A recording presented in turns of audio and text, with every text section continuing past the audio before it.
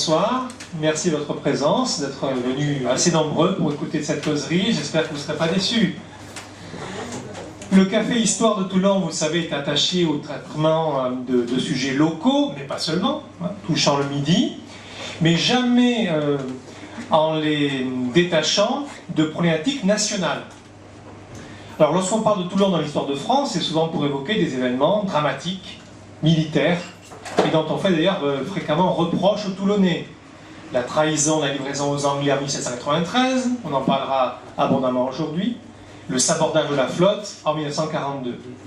C'est sur le premier de ces événements que nous allons centrer notre propos aujourd'hui, en sachant que la Révolution, c'est d'elle qu'il s'agit, j'ai parlé des soubresauts de la ville entre 1789 et 1795, en sachant, je répète, que cette révolution ne se résume pas à cet épisode célèbre.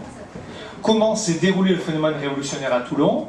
Quels sont les soubresauts d'une ville dont l'histoire est très mouvementée entre 1789 et 1795? Évidemment, je ne pourrais que survoler l'essentiel des faits, en essayant de vous apprendre quand même quelques petites choses.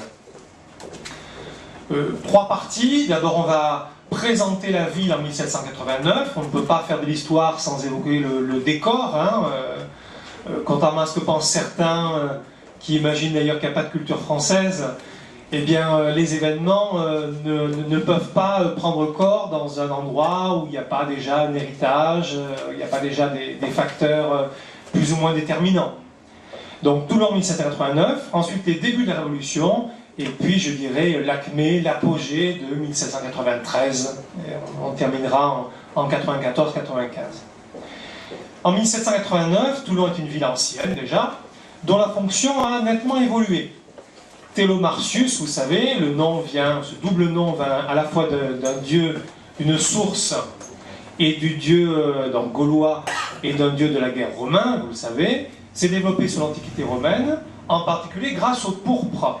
Vous savez, cette couleur réservée aux vêtements impériaux, et qui était fabriquée à Toulon, en particulier, grâce au murex, ce coquillage qu'on pouvait trouver dans la rade, ou alors les moments où il n'y a pas de murex, on allait écraser des cochenilles du chêne kermès du Faron pour produire la même couleur. Donc c'était à l'époque très très recherché. Et en fait, il faut attendre la réunion de la Provence à la France, dont vous situez fin 15e siècle, 1481-83, pour que la situation géographique de Toulon, au fond de deux rades qui sont emboîtées, soit remarquée par la monarchie, et donc exploitée pour des raisons militaires. Le port est développé par Henri IV, par Vauban, la ville croît assez rapidement. Pour vous donner une idée, 5000 habitants en 1450. On a la chance à Toulon d'avoir le cadastre de 1447 qui a été abondamment étudié par un érudit local du XIXe siècle, Octave Tessier, peut-être entendu parler, notamment par une rue qui porte son nom. Et donc on connaît très précisément tous les pâtés de maison, toutes les habitations de Toulon à cette époque, au milieu du XVe siècle. Et puis on arrive à 25 000 habitants en 1789, donc à la veille de la Révolution. Toulon a subi de gros dégâts dus au siège de 1707 par les Savoyards, la terrible peste aussi de 1720 qui arrive de Marseille, mais le célèbre bagne de Toulon, donc qui est une véritable ville dans la ville, est arrivé en 1748. Vous savez qu'il perdure jusqu'en 1873, date à laquelle il est transféré à Cayenne, jusqu'en 1950 à peu près. Et donc, il assure une partie de la prospérité de la ville. Alors, pour présenter très rapidement la ville à la veille de la Révolution, nombreuses corporations et métiers qu'on retrouve un peu partout ailleurs. Il faut noter bien sûr le poids de l'armée, le poids de la noblesse, le poids aussi du monde ouvrier. C'est un monde ouvrier proche de la mer, un monde ouvrier qui travaille en gros à l'arsenal. Donc il y a beaucoup d'ouvriers de la marine. C'est une ville active également sur le plan religieux. C'est un évêché, alors qui est tout petit, qui n'a que 25 paroisses à l'époque. C'est-à-dire que ça allait de Sanary jusqu'à Hyères, pas plus. En gros TPM aujourd'hui. Mais qui date du 5e siècle au moins, et qui est centré sur la cathédrale Sainte-Marie, qui est à 2 pas d'ici, dans la vieille ville.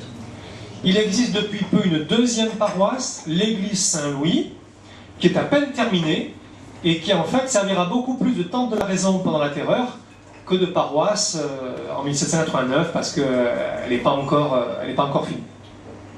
En revanche, s'il n'y a que 2 paroisses, les congrégations religieuses, elles sont nombreuses. Les dominicains, les minimes, les visitandines, les ursulines, les récollets tout à côté, etc. Là aussi, quand vous ferez la visite du Toulon historique et religieux, si vous avez l'amabilité de venir, on découvrira un petit peu, même s'il ne reste plus beaucoup de traces visibles, où était telle ou telle implantation monastique ou religieuse. Et puis, c'est important, ceux qui me connaissent comprendront, il y a 4 confréries de pénitents à Toulon, ce qui n'est pas rien. Les pénitents blancs, noirs, bleus et gris. Les pénitents blancs de Saint-Vincent sont apparus les premiers, en 1432.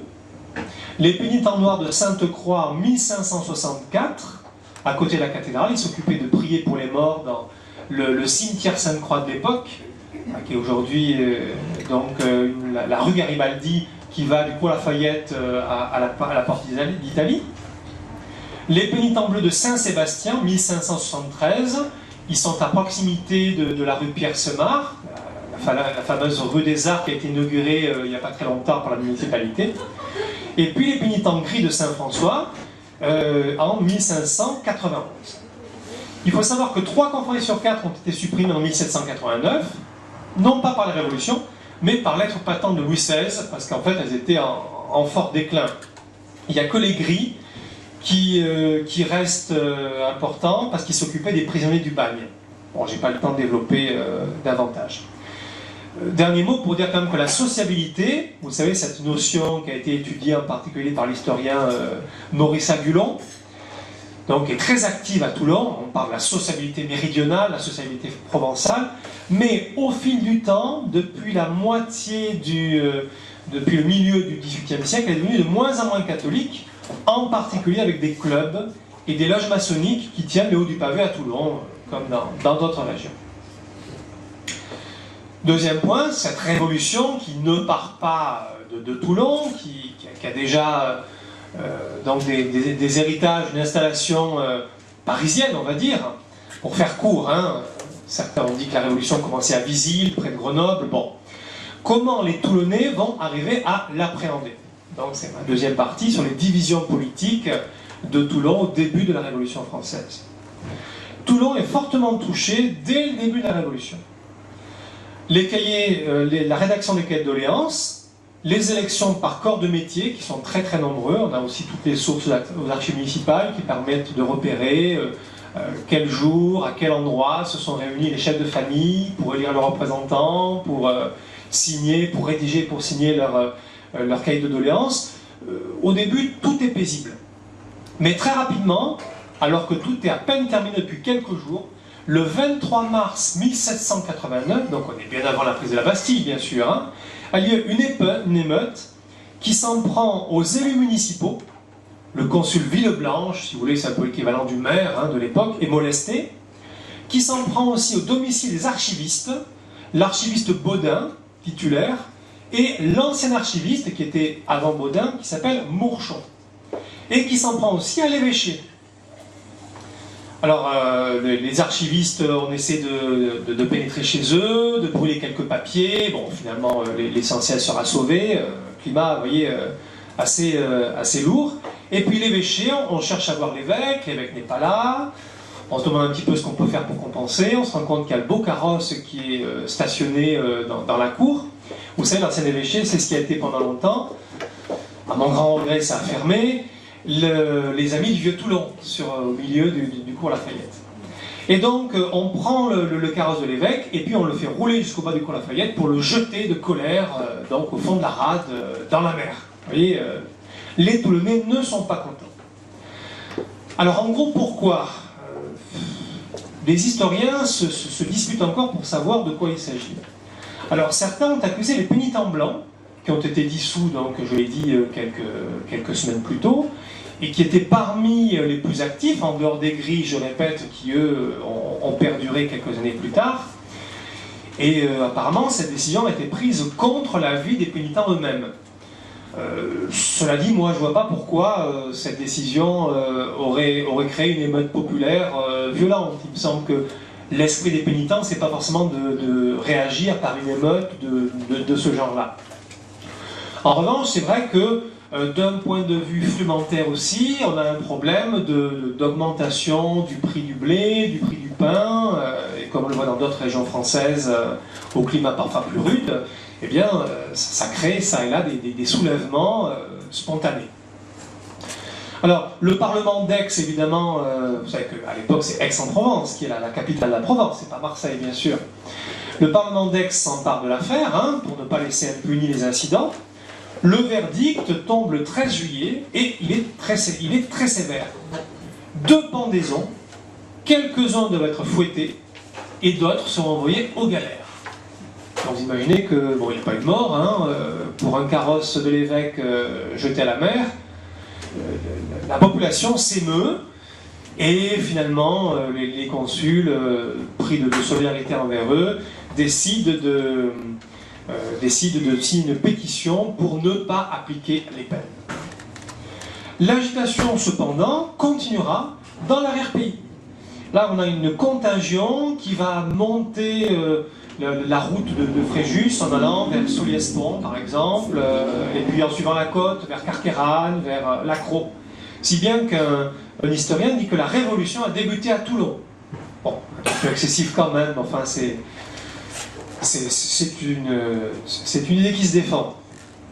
En tout cas, il faut attendre la fin de l'automne pour un nouveau incident. Pendant ce temps, il s'est passé beaucoup de choses à Paris, évidemment, la prise à la Bastille, la grande peur, tout le monde n'est pas touché. Mais les campagnes de l'arrière-pays sont assez touchées. J'avais étudié bien longtemps, dans mon mémoire de maîtrise, la petite ville de la Cadière, où de très nombreuses rumeurs ont circulé sur une invasion des Savoyards, sur la circulation de différentes troupes qui seraient là pour s'en prendre aux patriotes, etc. etc. D'où la fameuse nuit du 4 août, vous savez, qui a été décidée par les députés pour tenter de calmer les émeutes populaires en décidant la fin de tous les privilèges.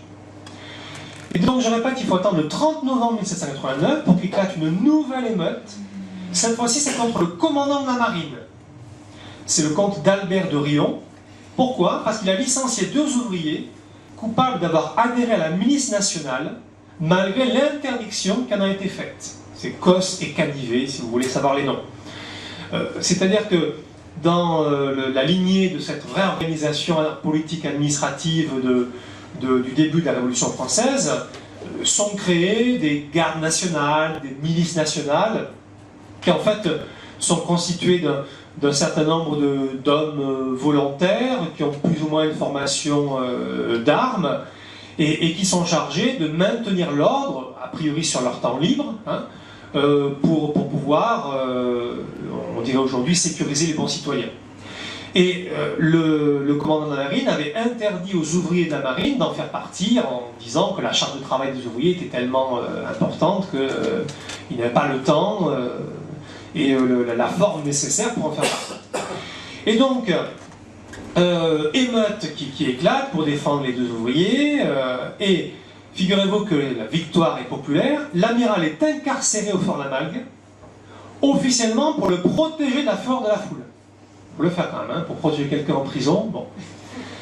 L'agitation ouvrière perdure par plusieurs émeutes, notamment le 3 mai 1790. Bon, je ne vais pas rentrer dans tous les détails. Ce qui est intéressant à voir, c'est que le début de la Révolution se marque par un certain nombre d'affrontements entre différentes catégories de la population toulonnaise. Et assez rapidement, l'année 90, 91, se constituent clairement 2 clubs qui défendent un certain nombre d'idées plus ou moins révolutionnaires. Le club des modérés, donc des révolutionnaires, mais qui ne veulent pas aller trop loin quand même, et puis le club des jacobins, qui eux veulent continuer plus loin la révolution. Le club des modérés ouvre à l'été 1791 à l'église Saint-Pierre. Je ne sais pas si vous connaissez l'église Saint-Pierre à Toulon, elle n'existe plus, elle a été détruite par les bombardements en 1945. Elle se situe à côté de là où était le restaurant L'Eau Vive, qui a fermé malheureusement il y a quelques mois. Donc entre la pharmacie et puis la statue de la partie de carte de Rému, donc à quelques dizaines ou centaines de mètres vers l'ouest. Et donc, ce sont donc des révolutionnaires qui ne veulent pas aller plus loin que 1789, en disant voilà, on veut une monarchie constitutionnelle et rester fidèle à la fois au principe de liberté et puis au roi qui est le garant de la Constitution. Les Jacobins, quant à eux, qui se constituent un peu plus tôt, dès juin 90, on les appelle aussi la Société des Amis de la Constitution, se réunissent au Club Saint-Jean. Alors le Club Saint-Jean, qu'est-ce que c'est? C'est une église, donc une église Saint-Jean, Saint-Jean-Baptiste. Il s'agit en fait de l'église qui est juste à côté d'ici, et qui s'appelle aujourd'hui Saint-François de Paul. Certains connaissent, voire la fréquentent tous les dimanches, j'en fais partie. Et donc était à l'époque la chapelle donc conventuelle des Récollets. Et les Récollets, par la loi du février 1790 qui interdit les vœux monastiques, avaient donc été expulsés de cette chapelle, donc qui était un grand espace utilisable, comme on dirait aujourd'hui dans le langage urbanistique. Et donc c'est dans cette chapelle que se réunissait le club des révolutionnaires les plus extrémistes, les plus radicaux. Alors, on a une description, bon, je ne vais pas vous montrer toutes les sources qu'on a, j'ai apporté quand même quelques livres que vous pouvez éventuellement consulter. Alors, c'est pas un historien, mais c'est intéressant quand même de le lire. Georges Blond, ça fait déjà quelques années, Rien n'a pu les abattre, une épopée en France. C'est un peu un roman, plus ou moins vrai, de l'histoire de Toulon. C'est passionnant à lire, même s'il n'y a pas toute la rigueur historique nécessaire, évidemment. Ça vaut quand même le coup. Vous avez l'incontournable Histoire de Toulon aux éditions Privat, qui fait figure de référence universitaire, en sachant, entre nous, qu'elle est dirigée, et notamment concernant la Révolution, par des historiens qui sont assez marqués par la pensée marxiste, Maurice Aguilon, Michel Vauvel, voilà, donc c'est une grille de lecture, parmi d'autres, évidemment. Et puis, vous avez également celui-ci, Toulon, porte du Levant, par le contre-amiral Le Potier, qui est paru à France Empire en 1972, qui a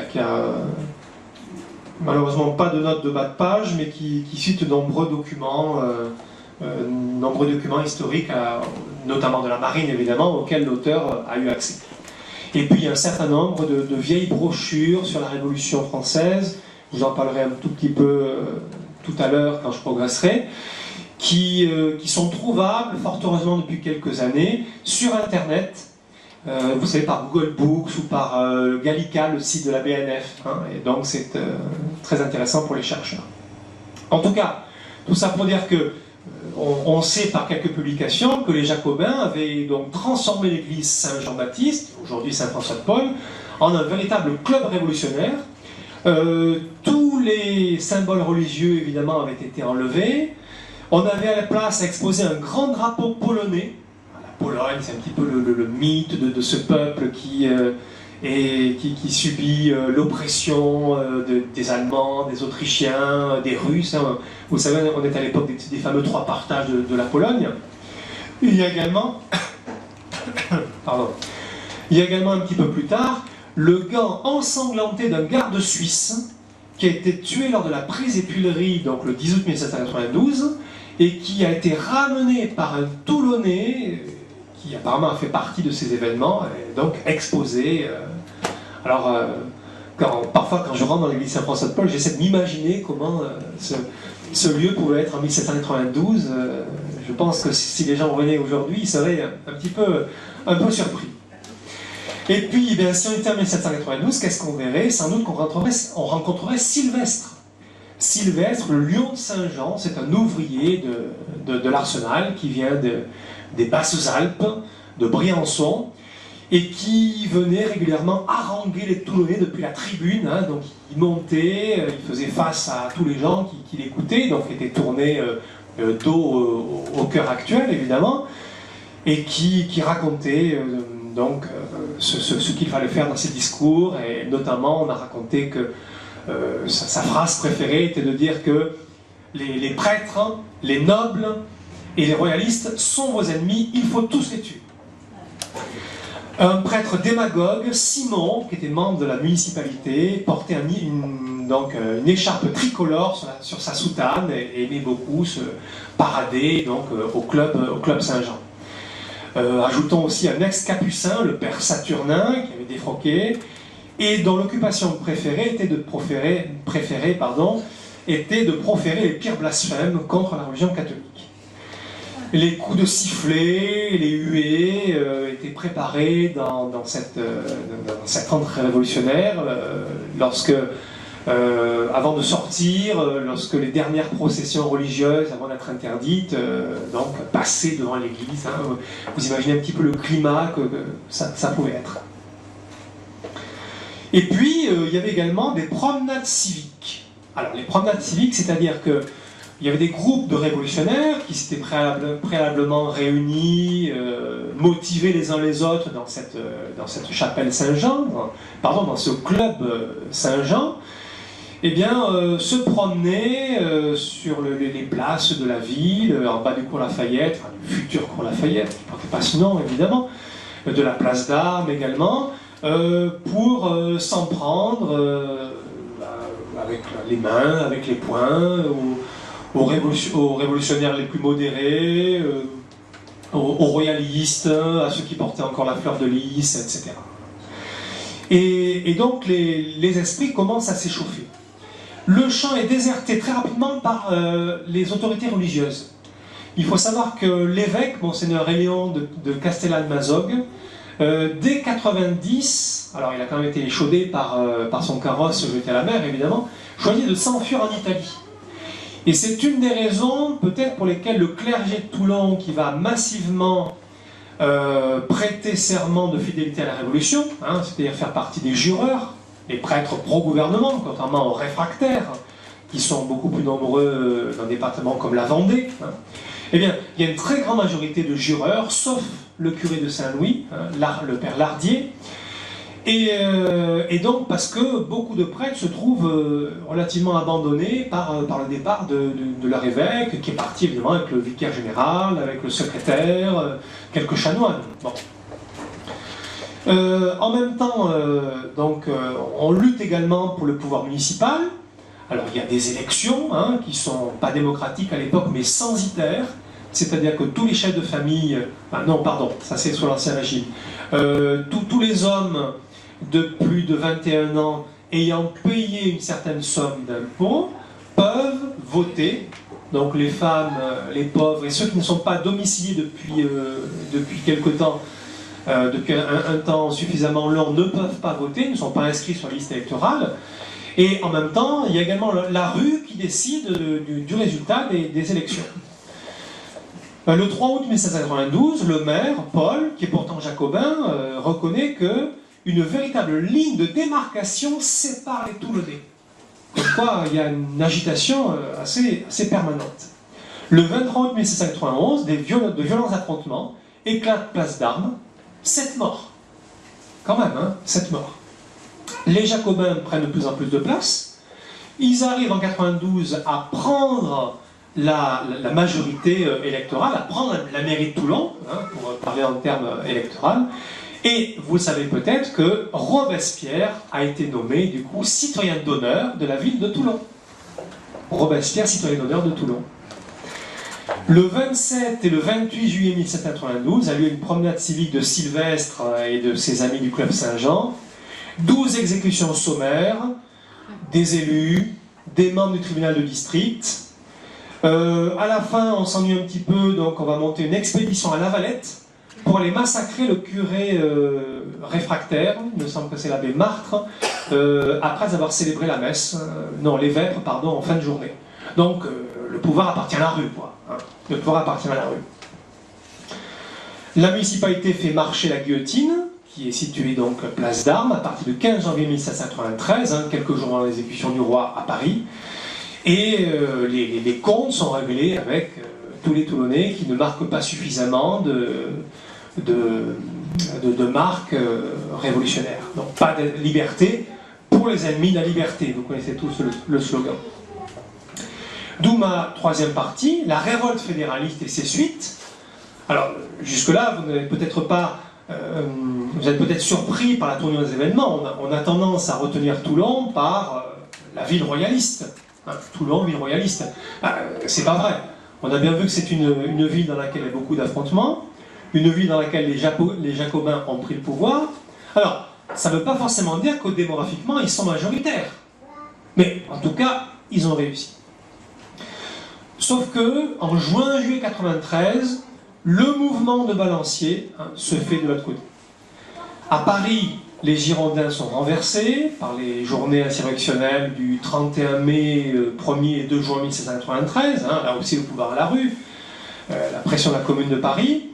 La Révolution apparaît de plus en plus comme une machine infernale, dont les mouvements les plus radicaux prennent l'un après l'autre, je dirais presque l'un contre l'autre, le pouvoir. Et que personne, rien ne peut arrêter. Donc, à Toulon, la population se révolte en juillet 93 et renverse la municipalité. C'est le mouvement qu'on appelle le mouvement fédéraliste ou sectionnaire. Alors, évoquer en quelques mots ce que signifient ces termes. Sectionnaire parce que c'est le nom des sections de vote où avaient lieu les élections et également les discussions politiques. On a peut-être du mal à imaginer qu'à l'époque, ce qui constitue en gros des bureaux de vote étaient également, avant les votes, les lieux où se faisaient les réunions électorales et où chacun défendait son programme, ses idées, etc. Voilà, c'était les mêmes lieux. Et puis, mouvement fédéraliste, pourquoi? Parce que c'est un mouvement qui, au départ, est assez proche des Girondins. Vous savez, les Girondins, ce sont ces révolutionnaires qui sont dépassés en 93 par les montagnards, plus radicaux, et qui veulent, à un moment donné, arrêter la révolution. Et en particulier, une de leurs idées phares sur le plan administratif, c'est le fait de réduire le rôle de Paris à, je cite, 1/83e de la France. À l'époque, il y a 83 départements seulement. Hein. Et donc, eh bien, le fédéralisme, c'est cette idée qui veut donner autant d'importance, d'autonomie à tous les territoires français. Donc, les Toulonnais adhèrent à ce fédéralisme. Ils ne sont pas les seuls, hein. Il y a à l'époque une série de révoltes à l'été 93, de la Vendée jusqu'à Lyon, Marseille. On est en pleine guerre aussi contre les puissances européennes, hein, qui a été déclarée d'ailleurs par la Révolution elle-même, en avril 92, pour essayer de fortifier le sentiment national autour du gouvernement révolutionnaire. Alors, à Toulon, le pivot, c'est les journées du 12 et 13 juillet 93. Une pétition est menée pour la réouverture des sections par un artisan, Jean-Baptiste Roux. Alors, parce que vous allez voir un petit peu la contradiction, c'est que ces sections qui servaient au peuple à discuter avaient été fermées par la municipalité jacobine. Pourquoi? Parce que les véritables discussions des Jacobins, ils ne se passent pas dans la section électorale, ils se passent au club. Le club où on est qu'entre gens qui ont les mêmes idées, qui partagent les mêmes opinions, qui préparent les mêmes actions. Et donc, en fait, on a un peu un transfert de pouvoir là. C'est plus une démocratie au pouvoir, le pouvoir au peuple, mais c'est un peu une oligarchie idéologique, j'ai envie de dire. Hein. Bon. Et donc, les Toulonnais réclament tout simplement qu'on rouvre les sections pour qu'on puisse discuter et éventuellement critiquer ce que fait la municipalité jacobine. La municipalité refuse, bien sûr. La garde nationale, c'est-à-dire, elle a changé de nom depuis 89, cette milice qui est chargée de faire respecter l'ordre, tout d'un coup elle bascule contre la municipalité. Et donc, eh bien, la municipalité change de main et est reprise par les modérés. Ce n'est pas les élections qu'on fait changer, c'est des mouvements populaires. Les révolutionnaires se réfugient au club Saint-Jean, juste à côté.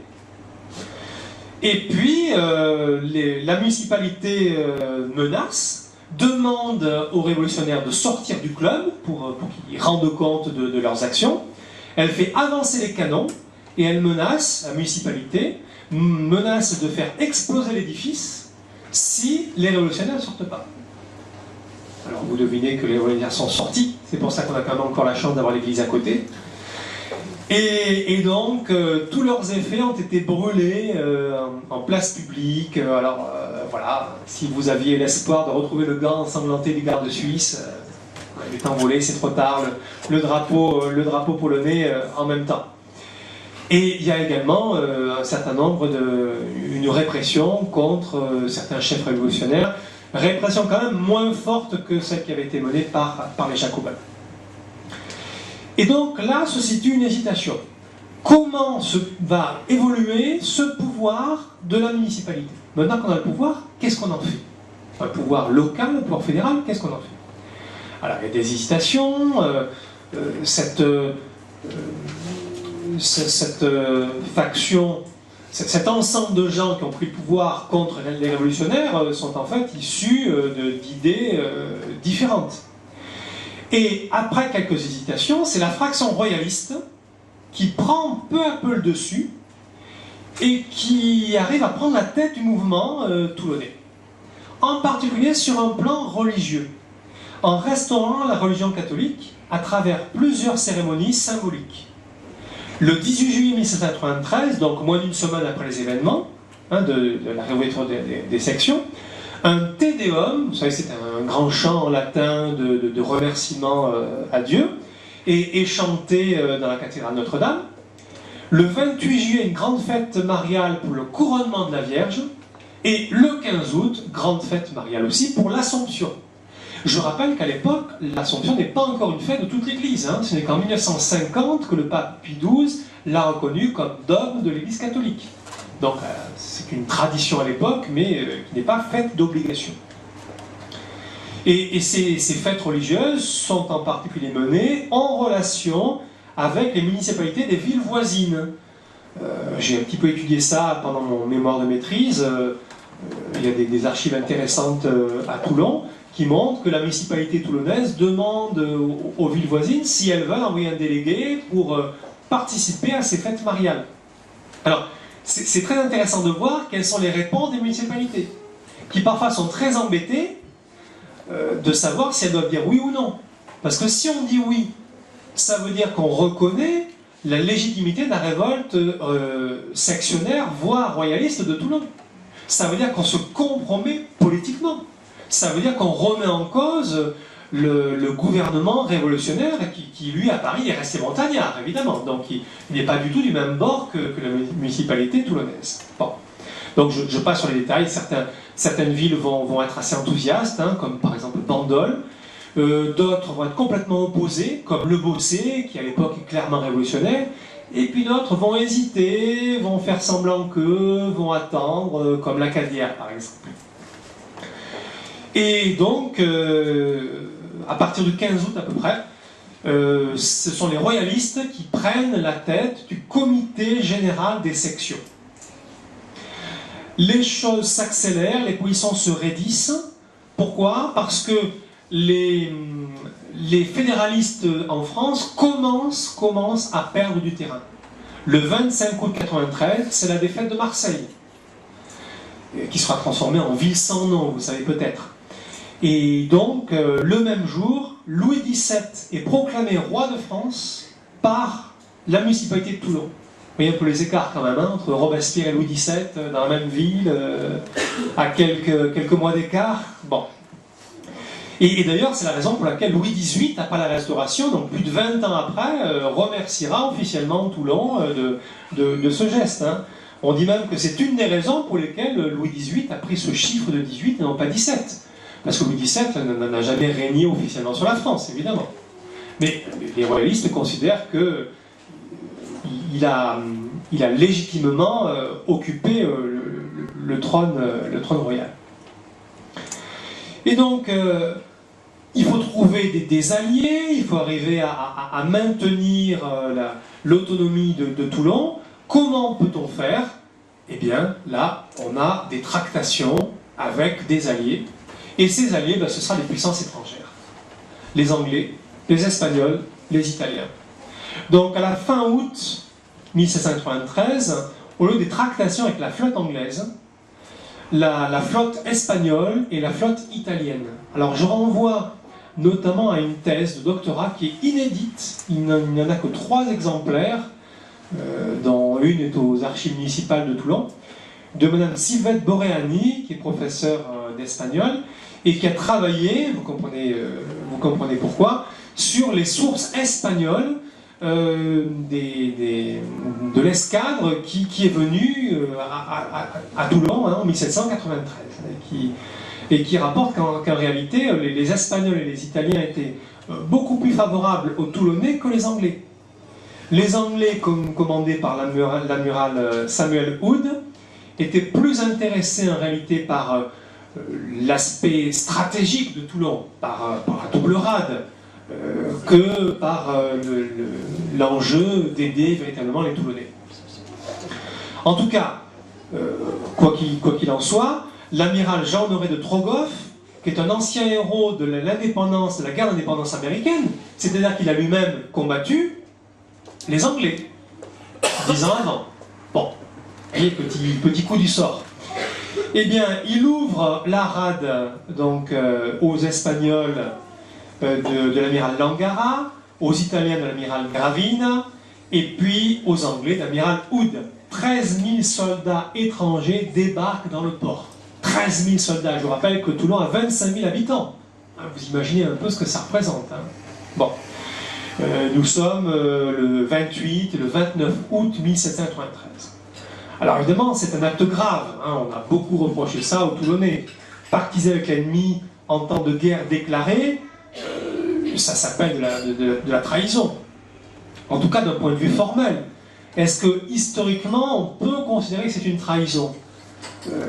Je vous laisse évidemment juger, hein, l'historien n'est pas un juge, en sachant que les circonstances historiques étaient évidemment particulières. Et que peut-être, si la suite de l'histoire avait été différente, on jugerait peut-être d'une autre manière ce qui s'est passé. C'est d'ailleurs pas la première fois dans l'histoire de France qu'on fait appel à l'étranger. Pendant les guerres de religion, les protestants ont appelé les Anglais, les Hollandais. Les catholiques ont reçu le soutien des Espagnols. On trouve beaucoup de témoignages, je disais tout à l'heure, sur cette période troublée, qui explique, du point de vue réaliste, que c'était le seul choix possible. Je vous conseille par exemple les mémoires de Zénon Ponce, qui est un réaliste, et qui écrit en 1825, alors évidemment c'est plus de 30 ans après, il écrit sous Charles X, donc on l'accuse parfois, donc c'est trouvable sur internet, hein, on l'accuse parfois d'avoir un petit peu enjolivé a posteriori la réalité. Hein. Et donc le 1er septembre aussi est créé le comité de sûreté générale restreint avec une majorité de royalistes, de Grasse, Duhamel, du Désert, et puis quelques notables modérés, plutôt fédéralistes, L'Espéron, Aubary, Chauvet. La ville de Toulon se réorganise, en particulier le culte catholique réfractaire ouvre. Alors il avait complètement disparu à Toulon depuis la constitution générale, constitution civile du clergé fin 90. Il ouvre où ça? À l'église Saint-Jean, juste à côté. Donc vous voyez, on fait le grand écart à l'église Saint-Jean, hein, entre d'un côté le club le plus révolutionnaire et puis de l'autre côté les réfractaires fidèles au culte le plus traditionnel, n'est-ce pas? Donc ce sont les prêtres espagnols qui vont assurer le culte à Saint-Jean, hein, la future Saint-François de Paul. Le 12 septembre, un message est adressé au comte de Provence, hein, on espère sa venue dans la ville, ça ne se fera pas.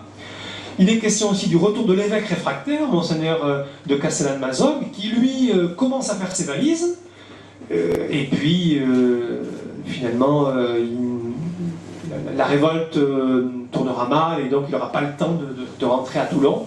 Il mourra en Italie, à Udine, en 1806, après avoir refusé d'ailleurs le concordat. Il n'a pas voulu donner sa démission après 1801. Alors, la coalition n'est pas homogène. Les Anglais, je répète, se révèlent assez rapidement intéressés par le port, par les forts. Ils veulent en prendre possession, alors que ce n'était pas tout à fait ce qui était prévu lors de l'accord pour l'ouverture de la flotte. Et quand bien même, la résistance arrive à tenir quelques mois. Pourquoi? Parce que de l'autre côté, les généraux républicains sont complètement incompétents. Des ouvriers, comme le peintre, des ouvriers qui ne sont pas professionnels, hein, comme le peintre Carteau, il était peintre en bâtiment, le médecin Dopé, qui échoue à prendre Toulon. Alors à l'époque, il voulait passer par le Pharaon. Parce que vous voyez un petit peu, depuis le Revès, le Faron, pour retomber tout le monde. C'est un projet complètement fou, quoi, surtout à l'époque. Hein. Alors, en 1944, les Américains passeront par le Faron, mais avec des moyens techniques, évidemment, complètement différents. Hein. 1707, les Prussiens aussi. Hein. Oui, oui, tout à fait, c'est vrai. Bon, et puis, eh bien, je pense que chacun connaît la fin de l'histoire. Pour faire court, un jeune officier corse, j'ai vu ça dans un livre paru dans les années 1920, un certain Napoléon Bonaparte. Donc, à la suite de la blessure d'un rival, le lieutenant-colonel cousin de Dommartin, il est nommé, donc par hasard, capitaine d'artillerie républicaine.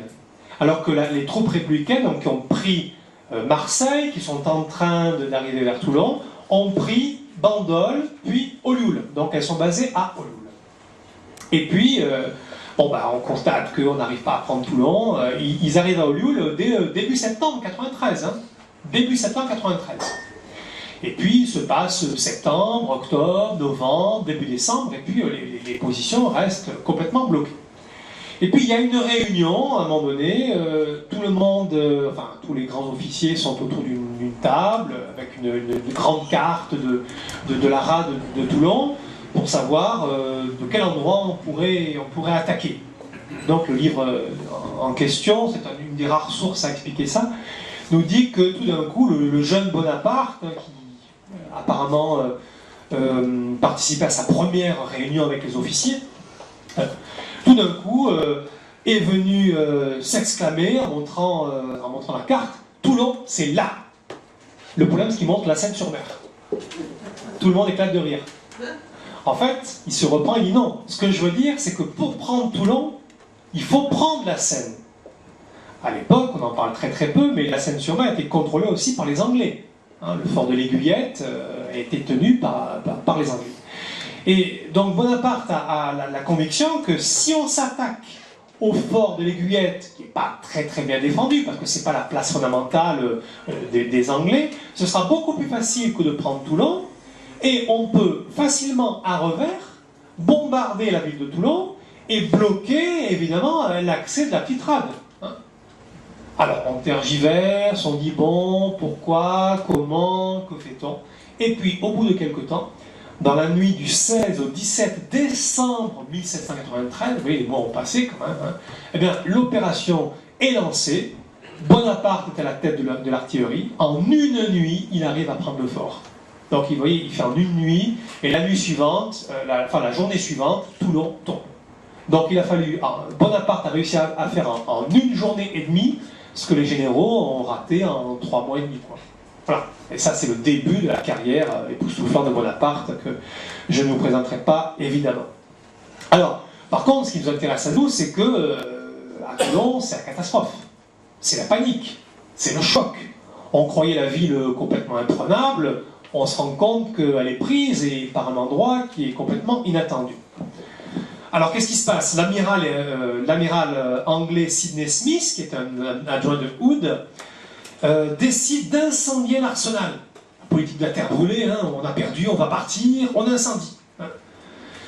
Alors, Smith, en quelques mots sur lui, il retrouvera Bonaparte un peu plus tard.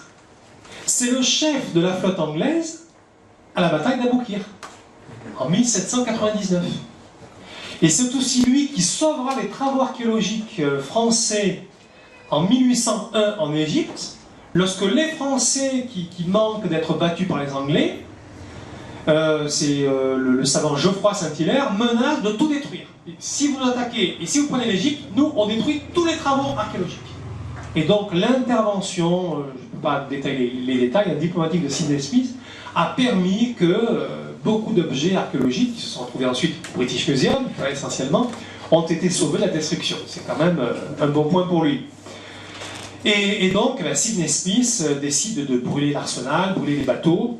9 bateaux sont détruits, 15 cependant seront sauvés, en particulier par les bagnards qui ont réussi à se libérer. C'est-à-dire que dans la désorganisation, les bagnards, parce que le bagne de Toulon continue pendant la Révolution, évidemment, hein, eh bien, certains ont réussi à se détacher, et plusieurs publications historiques mentionnent la conduite apparemment assez héroïque des bagnards qui, plutôt que de tenter de fuir, on passait des heures armés de seaux, à aller éteindre le feu, à aller tenter de sauver ce qui était sauvé, en particulier 15 bateaux.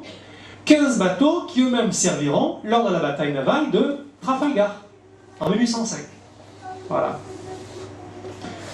Alors, en tout cas, la défaite toulonnaise, hispano-italienne est certaine, et la problématique, c'est comment fuir.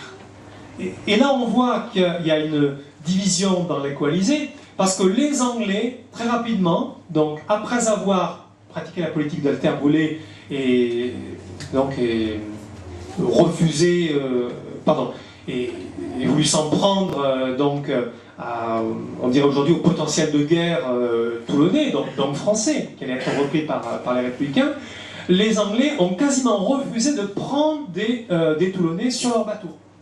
En revanche, les Espagnols et les Italiens ont, paraît-il, été très généreux et ont accepté de prendre de nombreuses familles de Toulonnais qui, très souvent, ont fait souche en Espagne et en Italie. D'autres familles aussi ne sont revenues que sous la Restauration, 20 ans plus tard. Alors il y aurait toute une étude démographique là à faire sur ce genre de choses. En tout cas, au bout de 2-3 jours, les républicains ont pris le contrôle total, de la, ça c'est très anglais, à la mode anglaise de mettre l'adjectif avant le nom, ont pris le contrôle total de la ville de Toulon et mènent rapidement une grande répression. Cette répression, on en retient quelques chiffres, plus de 800 personnes sont fusillées sans jugement, j'insiste, sans jugement, sur la place du Champ de Mars à Toulon. Alors c'est le représentant en mission Fréron qui s'en vante lui-même dans ses lettres. Vous savez, on parle de la Vendée, mais à Toulon, à une échelle évidemment non comparable, on a connu aussi des cruautés révolutionnaires assez impressionnantes. Et il est heureux qu'en 1994, le maire de l'époque, François Trucy, ait fait ériger un monument que vous pouvez toujours voir sur la place du Champ de Mars, qui commémore alors dans des termes très sobres d'ailleurs, très politiquement corrects, comme on dirait aujourd'hui, ce massacre de nombreux Toulonnais. Les deux curés de la cathédrale, Domas et Roubert, sont exécutés. Et apparemment, les exécutions se passent de manière telle que je n'ai même pas pu retrouver dans toutes les archives les actes de décès de ces deux curés. J'imagine quand même qu'ils ont véritablement été exécutés à Toulon, mais ça veut dire qu'il n'y a pas eu le décès de toutes les victimes. Le 24 décembre 1793, un décret de la Convention nationale stipule que, je cite, « Le nom infâme de Toulon est supprimé. Cette commune portera désormais le nom de Port-la-Montagne. » Et une fête pour la reprise de la ville est organisée dans toute la France. Dans toute la France, on a fait la fête, c'est un peu comme, vous voyez, la fête de la Bastille, la prise de la Bastille fêtée par la fête de la Fédération, donc pour célébrer cette reprise de Toulon. Et on a même retrouvé, donc mon collègue à l'Académie du Var, M. Dominique Amann, qui est musicologue, des chants qui ont été écrits pour l'occasion, pour la reprise de Toulon. Donc c'est assez impressionnant. Un ordre de destruction de la ville est même signé. Un devis a été demandé pour savoir quelle somme il fallait, combien de maçons pour détruire Toulon. Et pour le dernier moment, on se rend compte quand même qu'un port militaire comme ça, sur le double raz de Méditerranée, ça serait peut-être utile de le garder. Cependant, la ville perd le chef-lieu département. Alors on ne dit pas la préfecture, puisque les préfectures c'est Bonaparte, mais le chef-lieu département. Et vous savez qu'il faut attendre 1974 pour que Maurice Arex et Valéry Giscard d'Estaing remettent le chef-lieu du Var à Toulon. En fin 93, début 94, la ville de Toulon n'a plus que 7000 habitants. C'est-à-dire qu'elle a perdu plus des 2/3 de sa population. Les 2/3 de sa population. Certains tués, certains exilés. Quelle proportion immigrés avec les Anglais on n'a pas malheureusement toutes les sources. Certains sont partis simplement dans les villes de l'arrière-pays, à la Cadière, à Solleston, ailleurs. C'est très compliqué. Alors, il y aurait éventuellement une possibilité de le faire, maintenant qu'on a les moyens informatiques avec beaucoup de patience, ce serait d'éplucher tous les registres fiscaux nominatifs de ces années-là. Voilà, la Révolution a besoin de beaucoup d'argent, donc elle a aussi besoin d'impôts. Tous les biens de ces gens-là. Alors oui, d'une part on se prend tous les biens, ça c'est vrai, oui. Et puis donc on a la liste de tous les gens qui payent des impôts dans telle et telle commune de la Révolution. Donc il y aurait éventuellement toutes les communes pendant la période de la Révolution. Donc il y aurait une étude démographique à faire. Par ordinateur, ça serait intéressant, parce que ce serait quand même assez long. Hein. Parce qu'en plus, elles sont évidemment dispersées dans diverses archives municipales. Certaines ont été versées aux archives départementales de Draguignan, mais je ne sais pas combien. Alors, Jean Bon Saint-André, qui est un révolutionnaire issu du comité de salut public, décide de reconstituer l'arsenal et fait occuper les logements vides, les logements vacants, en renouvelant la population. En fait, il fait appel à des révolutionnaires convaincus qui vont migrer à Toulon pour prendre la place, en quelque sorte. Hein. Et alors là aussi, il y aurait une étude démographique à mener sur ce changement de population, sur ce remplacement, sur ce... Bon.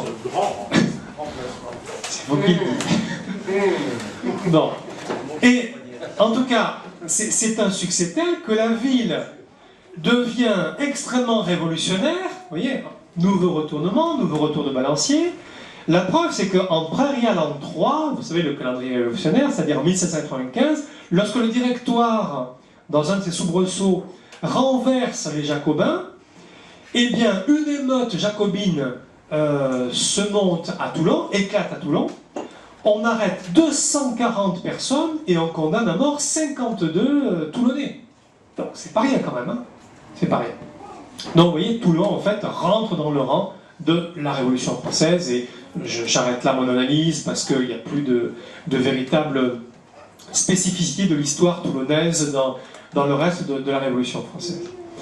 Alors, au total, pour conclure, on a assisté, si vous m'avez suivi, sans entrer dans les détails encore une fois, au parcours contrasté, haut en couleur, d'une ville du Midi qui a du mal à se situer dans les affrontements entre révolutionnaires radicaux, révolutionnaires modérés, fédéralistes, royalistes. Bon.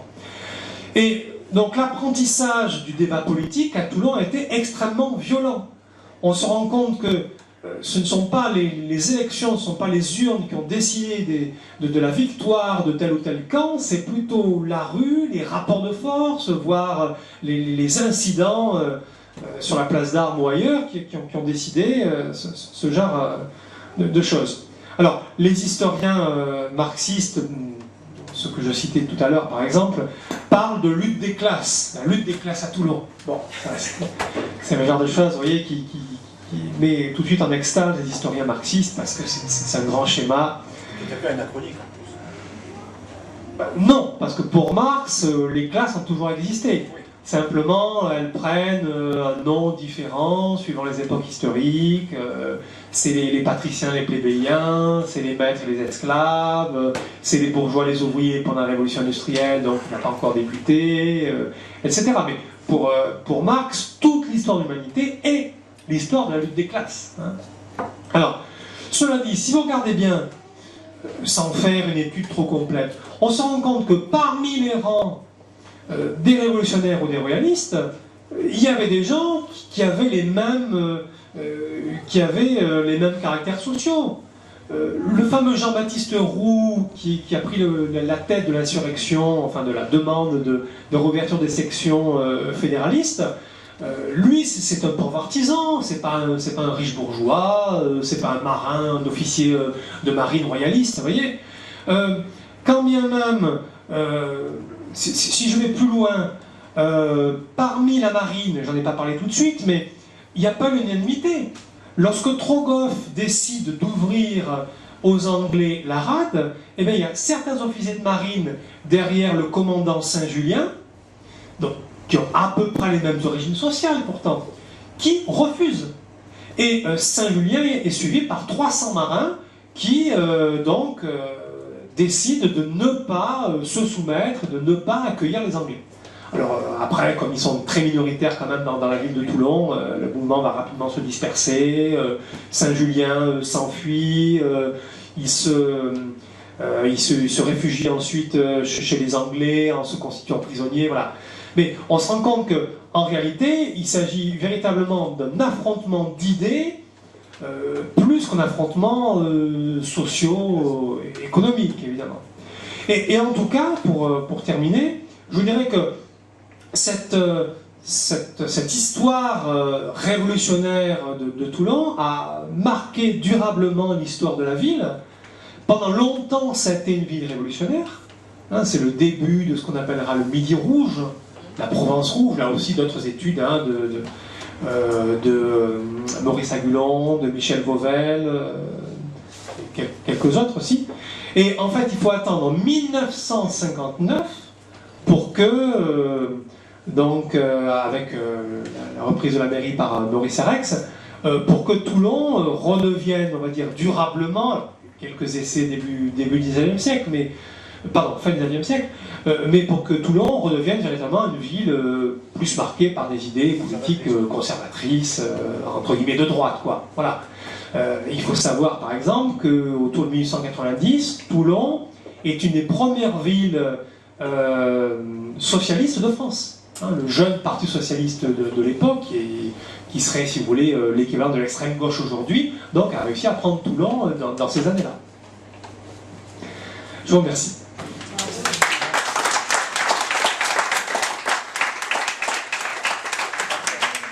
Bien, chers amis, avant de passer aux questions-réponses, comme d'habitude, nombreux, je vous propose de faire les commandes de pizza. Donc, quels sont ceux qui souhaitent commander des pizzas et les partager à chaque fois. Donc, nous partirions pour une Dominique, 2 pizzas, 3, 4, il y a un dos là-bas. 5, 6. On part sur 6 pizzas. Attention, il ne faut pas faire comme d'habitude, c'est-à-dire qu'on a, une fois qu'elles arrivent, ceux qui n'ont pas commandé, les récupèrent. On est d'accord pour 6 pizzas? 5? 5? Moi, je ne mangerai pas le complète non plus. Il faudra la partager. Non, je pense qu'il y aura toujours des volontaires. Là, vous aidera. 5 pizzas. Bon, Philippe, on part sur 5 pizzas. Donc maintenant, je vous propose de passer aux questions et aux réponses. Y a-t-il des questions? Dominique? Alors, tu as évoqué le génie de Napoléon, bien sûr, passé par la Seine-sur-Mer et tout ça, mais après, son rôle dans les massacres. Parce qu'il ne devait pas les ignorer, je veux dire, c'est lui quand même qui avait pris la ville. Quelle est sa part de responsabilité? À mon avis, quasi nul, parce que il est nommé général le 22 décembre, donc général à 24h30 quand même, hein, un exploit assez important. Il est nommé général le 22 décembre, donc quelques jours après la reprise de Toulon. Mais il a été blessé pendant la reprise de la ville, donc il doit quitter la ville, et de toute façon, c'est pas lui qui dirige l'armée. Donc, il n'a pas... Comment? Il est le commandant, donc. Oui, tout à fait. Oui. Donc il devient général, hein, le 22 décembre, mais c'est pas lui qui dirige la reprise de Toulon. Bon, ceci dit, certains historiens considèrent que le rôle de Bonaparte, sur Toulon a été tout de même mis en valeur. On sait que Bonaparte est le premier grand communicant, après César, hein, le premier grand communicant qui s'est mis en scène. Ce qu'il faut savoir tout de même, c'est que Bonaparte a été membre du club des Jacobins. Absolument. Ce qu'on ne sait pas, et ce qu'on ne sait pas également, c'est que sur Toulon, il était fortement soutenu par le frère de Robespierre. Oui. Donc, il arrive, il retourne la carte, il dit bon d'accord, mais enfin il a des appuis tout de même, il a des soutiens, d'accord. Il y aura des leaders, ils seront emprisonnés. Voilà. Et ça va être très bref, mais il va être emprisonné à Thermidor. Hein. Donc, il a beaucoup magnifié son rôle. Hein. Mais il a toujours su se sortir assez habilement des massacres comme la Vendée. Il a refusé de participer. Il sent qu'à un moment donné, c'est pas très glorieux, donc il s'en va. Autre question. Pas d'autres questions. Donc, moi, juste, enfin, j'aurais plein de remarques, hein, évidemment. Moi, ce que je trouve passionnant, c'est que, au travers Toulon, on repositionne la problématique du Midi blanc. Donc, c'est vrai qu'on parle beaucoup de la Vendée, moi le premier, mais on oublie que tout le Midi a subi une sorte de guerre civile différente de celle de la Vendée, où là, on voit carrément l'armée des Blancs et les armées républicaines. En Provence, il va y avoir, donc vous m'arrêtez si je me trompe, on a beaucoup parlé des deux partis, c'est-à-dire qu'on dans le Midi, on dit qu'il y a deux partis.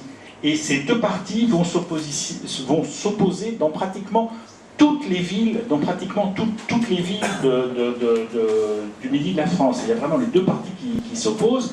On parle de Toulon, mais à titre d'exemple, Arles passe, dès le début de la Révolution française, successivement, du côté jacobin, du côté républicain, du côté royaliste, et à un moment donné, Arles va être complètement une ville autonome royaliste. On va envoyer au début de la Révolution française les armées pour reconquérir Arles. Donc il y a vraiment deux partis qui s'opposent, et les violences vont être entre gens du Midi, j'allais dire les violences vont être très violentes, mais très âpres, et c'est un sujet d'interrogation tout de même pour les historiens, parce que juste avant la Révolution française, il y a des études qui ont été faites sur les émeutes, et à part les émeutes, on appelle ça frumentaires, c'est-à-dire liées à la pénurie d'aliments en quelque sorte, il n'y a pas vraiment de mécontentement. Et paradoxalement, en Provence, il y a beaucoup de militaires, et il n'y a pas de problème entre les militaires sous l'Ancien Régime et la population. C'est plutôt une région calme. Et brusquement, ça va exploser, et il va y avoir ces deux partis qui vont caractériser l'histoire de la Provence, à la limite, je dirais presque jusqu'à la Seconde Guerre mondiale, où à nouveau, on va utiliser la terminologie du Midi blanc et du Midi rouge, paradoxalement. Tout à fait. Voilà. Y a-t-il... Je crois qu'à la même époque, d'ailleurs, que ce soit à Aix-en-Provence ou à Marseille, ce sont plutôt les fédéralistes qui prendront le dessus dans la direction des villes, et par rapport aux royalistes qui, eux, prendront sur Toulon. Mais donc, les armées révolutionnaires passeront par Aix, par Arles, par Marseille, avant d'arriver sur Toulon. Oui, tout à fait. Parce qu'elles viennent du nord de la France. Elles sont passées par Lyon, où il y a eu les canonnades, etc. Oui, non, descend la vallée du Rhône, Marseille. Donc c'est un peu général dans tout le sud, et ce sont les fédéralistes qui prendront l'ascendant ailleurs. Et tout à fait. À Toulon, c'est plus royaliste que fédéraliste. Grâce à la marine normande. C'est ça, oui, en particulier. Alors, je parlais des deux partis. Il y a une des particularités que vous avez bien mis en évidence, enfin moi j'ai trouvé que vous l'avez bien mis en évidence, c'est que parmi les deux partis, donc il y a le parti révolutionnaire, qu'on n'appelle pas franchement révolutionnaire, qu'on appelle patriote. C'est le parti patriote, c'est l'époque où apparaît le mot patriote. Le parti patriote est organisé et structuré au travers des clubs. La force du parti patriote, c'est son organisation en club. Or, de l'autre côté, il n'y a pas de structuration. C'est du côté patriote, grosso modo, ça part de Paris, du club des Jacobins, et ça diffuse dans toute la France, et très rapidement, et les mêmes mots d'ordre sont diffusés. L'autre partie dans le sud n'a pas la même puissance de fait.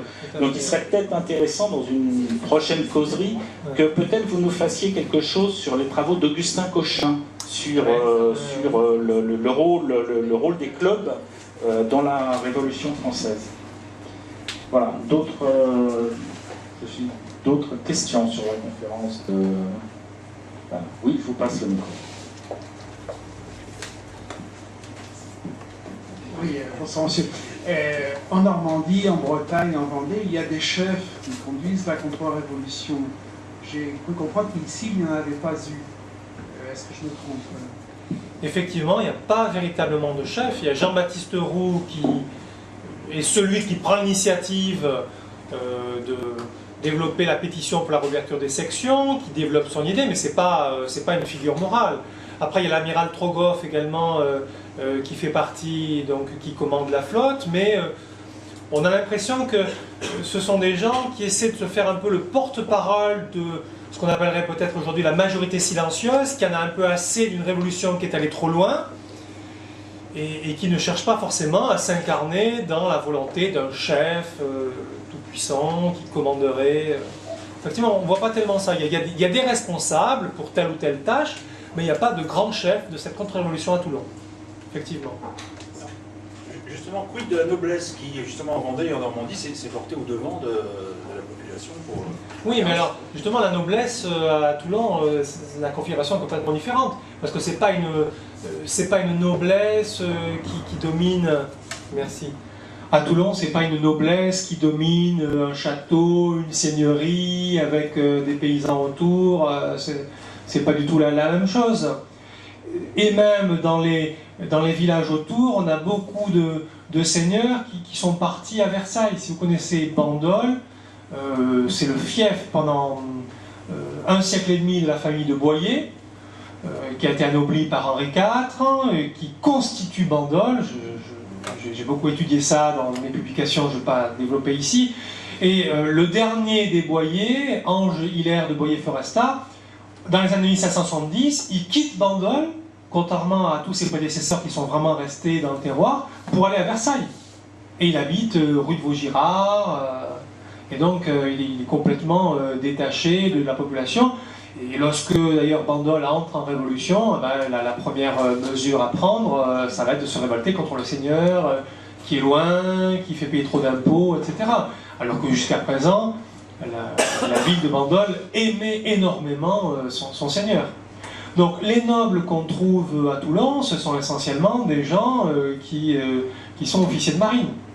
Je rappelle peut-être pour ceux qui l'auraient oublié que à la fin de l'Ancien Régime, à partir des années 1780, il y a une certaine réaction aristocratique, avec l'édit de Ségur en particulier, qui demande à tous les aspirants au poste d'officier de marine de montrer 4 quartiers de noblesse. Donc on ne peut être officier que si on est noble. Et donc noble, noblesse relativement ancienne, 4 quartiers, donc c'est 2 générations. Voilà, donc c'est pas la même problématique en Vendée. Pas de noblesse implantée. Non, à Toulon, non. Très peu. Alors, si je peux me permettre, donc moi je ne suis pas historien, donc je fais référence simplement à ce que j'ai pu trouver dans différents livres. En Provence, il y a une particularité sur la noblesse. Il n'y a pas, je vais caricaturer, il n'y a pas vraiment de noblesse provençale. La noblesse provençale est récente et elle est essentiellement issue de la bourgeoisie. Il y a très peu d'anciennes noblesse en Provence, c'est une des particularités. Il ne faudrait pas en déduire par rapport à... Il ne faudrait pas en déduire par rapport à votre question que là où il y a de la noblesse, il y a des chefs contre-révolutionnaires. Ça serait trop rapide, parce que la noblesse, il faut bien savoir qu'avant la Révolution française, la noblesse est majoritairement franc-maçonne. Donc elle est favorable aux idées des Lumières. J'ai parlé de la guerre des 2 partis, de l'affrontement des 2 partis en Provence. Il faut savoir qu'il y a pratiquement autant de nobles du côté des patriotes que du côté de la Révolution. Les choses ne sont pas aussi claires que ça. Peu à peu, il va y avoir une évolution, et ça va être, ce phénomène d'ailleurs de la Révolution va être relativement salubre pour la noblesse française, parce qu'elle va prendre conscience qu'elle s'est fourvoyée dans les idéaux des Lumières et dans la franc-maçonnerie. Et il va y avoir un rejet complet de la noblesse qui va revenir, je dirais, sur son sens du service, c'est-à-dire le faible, le pauvre et le roi, le royaume. Et ils vont retrouver, la noblesse va un petit peu retrouver le sens de ses origines grâce à la Révolution française. C'est pour ça qu'à un moment donné, comme la monarchie n'aura pas été restaurée après Charles X, la noblesse va beaucoup s'investir dans le catholicisme social, c'est-à-dire la défense du pauvre. À défaut de pouvoir défendre le roi, on va s'occuper des pauvres. Et donc il va y avoir un fort investissement de la noblesse dans le catholicisme social. Mais au moment de la Révolution française, une part importante de la noblesse, je dirais même plus une part du clergé aussi dans la franc-maçonnerie, c'est impliqué dans la franc-maçonnerie. Donc les choses ne sont pas claires. Ils ont été, je dirais, il y a pas mal de gens qui ont été dépassés par le mouvement. C'est pour ça que je parlais d'Augustin Cochin, il faudrait revenir dessus, mais Augustin Cochin montre bien que la Révolution est une sorte de machine qui broie les hommes, qui aspire au départ c'est les modérés. Quand on regarde les cahiers de doléances, ça va pas, grosso modo, c'est assez légitime, ça va pas chercher bien loin. Et puis, il va y avoir donc les premières élections, où il va y avoir grosso modo des modérés, et la force je dirais, entre guillemets, des révolutionnaires, ça va être d'imposer qu'on ne peut pas se représenter, c'est-à-dire toute la première génération ne va pas pouvoir se représenter, et puis la première génération, c'est quoi? C'est des bourgeois, ce sont des notables, ils ont à faire tourner la boutique en quelque sorte, donc ils vont retourner à leur boulot, et ils vont laisser la place à qui? Eh bien, aux gens des clubs, des jacobins, qui sont plus oisifs et qui, eux, vont durcir la révolution, qui va commencer à broyer les hommes, y compris entre eux d'ailleurs. Tout à fait. Pour corroborer ça, regardez le parcours politique de Joseph de Maistre, qui est connu pour être un des chefs de file de la contre-révolution. Avant la Révolution, donc il est savoyard, il n'est pas français, mais il fait partie de la franc-maçonnerie. Voilà. Et après, par contre, il écrit de nombreux livres pour reprendre l'idéologie contre-révolutionnaire dans les années 1810. Quoi. Voilà. Pour le clergé, effectivement, la franc-maçonnerie, c'est vrai. L'abbé Rigoire, qui était le curé de... je ne sais plus si c'est Soliespont ou La Farlède, je crois que c'est La Farlède. Donc il était franc-maçon. Et il devient évêque constitutionnel élu du Var, donc en 1791. Voilà, il était un des responsables de la loge maçonnique du coin.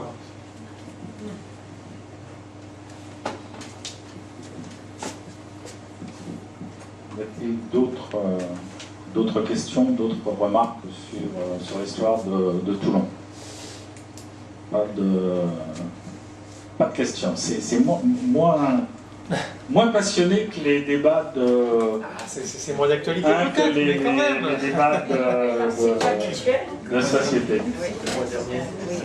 Et c'est là on apprend beaucoup, donc on reçoit et on se pose moins de questions, on est un peu abasourdi par le savoir d'Alain, faut bien le dire. Enfin, c'est mal, il me semble que vous avez vraiment bien mis en évidence, ce sont les trois périodes, avant la Révolution française, ensuite, enfin même on pourrait dire les quatre périodes, c'est-à-dire avant la Révolution française, où il y a des prémices, on ignorait, certains pouvaient penser que la Révolution était née à Toulon, même mais ça ressemble plus à des émeutes sans vraiment de raison idéologique. Oui, tout à fait.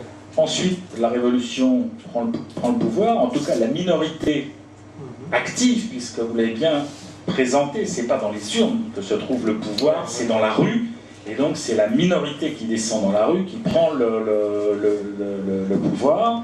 Ensuite, je dirais le retour du balancier avec le fédéralisme qui bascule rapidement avec le royalisme, et ensuite la répression. Bien sûr, la répression. La répression, je passe l'épisode de Bonaparte, avec la répression qui va être très dure. Alors, j'ai découvert hier que sur Orange, le maire Jacques Bompard avait demandé la mise en œuvre d'un monument aux catholiques persécutés sur Orange. C'est intéressant.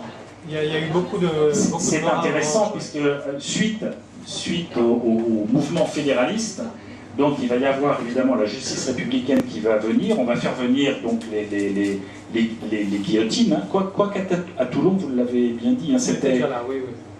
Et la plupart de la répression, c'était essentiellement fusillé. Voilà, fusillé. Donc, alors je crois que le rythme était pratiquement 200 par jour pendant que ça a été arrêté. Je crois que c'était à peu près 200 par jour. Donc il fallait la déplacer. Ouais. Et puis c'est la population un peu prise au hasard.